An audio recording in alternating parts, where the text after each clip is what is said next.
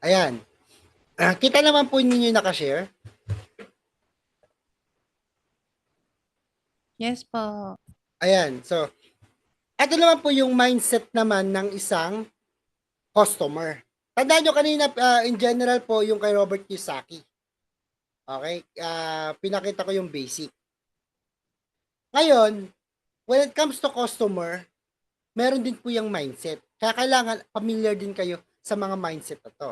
So, may tinatawag na cheap customer. Cheap customers are always based on the price, not the value of the company. So, kayo ba, meron ba kayo na-encounter na ganyan na yung customer ninyo or yung client ninyo, lagi tanong, ang mahal naman yan. O kaya, ano ba, ano yan? Yung, kumbaga, always yung presyo yung tinitignan niya.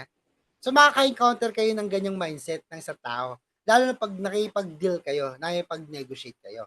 Okay? Next naman ay difficult customer.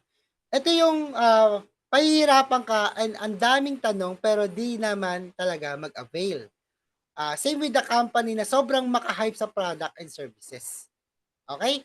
So, ito yung mga customer na ang daming tanong. Okay? Pero di naman talaga mag-avail. Ngayon, pag nakakita na kayo ng ganang customer, gaya ng sinabi ko sa inyo kanina, wag na ninyong sayangin yung oras nyo doon. Wag nyo na sarangin yung effort nyo. Ako nga, to be honest po, no, marami nag-invite sa akin mag-talk. Maghapon, simula alas 8 hanggang alas 8 na umaga hanggang alas 5 ng hapon. Dati pinapatos ko yun kahit may bayad eh. Ang isang talk ko po kasi 30,000 po ako eh, yung speakership ko. 30,000 pero 1 hour lang yon, okay? Dati 7,000 maghapon, 8,000. Alam niyo yung mga taga-co-op. Pero hininto ko na po yun. Ayoko na mag-talk ng maghapon. Ayoko na. Kasi ano eh, una, gusto ko konti lang yung oras na sasabihin ko, maibigay ko yung ma-deliver ko yung value. Kumbaga kasi masyadong overexposure kasi pag mahaba ko magsasalita, 'di ba? At nile-level up ko yung yung brand ko eh. So ngayon, isa sa mga na-encounter ko 'yan na may mga customers din talaga na ayun, for inquire, ganyan-ganyan. Actually, meron ako dito, 10 years na nagpapakonsulta sa akin. 10 years ba? 12 years. Tapos, binakrid ko yung kanyang combo namin dati. Kasi sinabi ko mag-execute ka na. Nakatatlong na po kami, 3 years nag-ask ulit siya. Tapos after 3 years ulit, tapos after 10 years na. Hanggang sa nagkaanak na lang siya. 3 na ata anak niya. Nung mga panahon na nag-uusap kami, binata pa siya. Problema, di siya nag-execute. Di ba? So may mga ganong difficult customer na kailangan alam niyo yung mga ganitong mindset. Huwag niyo nasayangin yung oras niyo doon. Okay? Kailangan kayo yung pag kumausap kayo ng customer, ma-determine niyo na kagad. Tawag niya sa sales process is prospecting. Kaya kailangan magaling kayo mang-prospect. Okay? So next is yung sophisticated customer.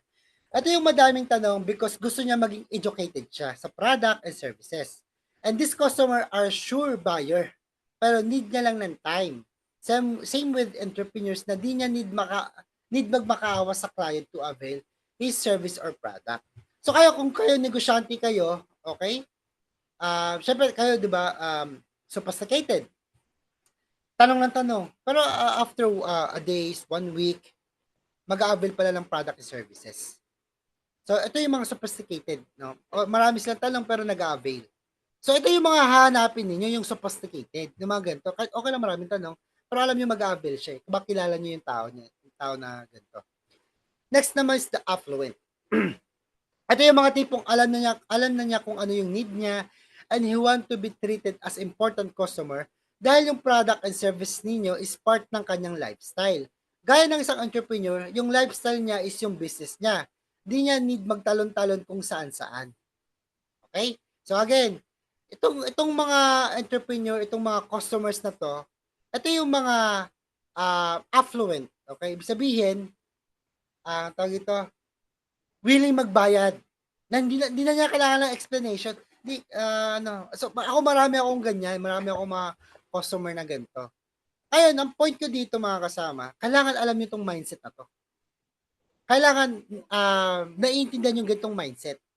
Okay? So, kanina kay Robert Kiyosaki, alam niyo yung mindset ng tao, alam niyo yung mindset ng isang negosyante, ng isang self-employed, dapat dito din sa customer. At makakatulong po sa inyo to when you build your brand, when you dealing with your customer client, kailangan makita niyo yung affluent. Sophisticated affluent. Pero pinaka-suggest ko itong affluent. Ngayon, ang questions. Paano kayo mag-affluent?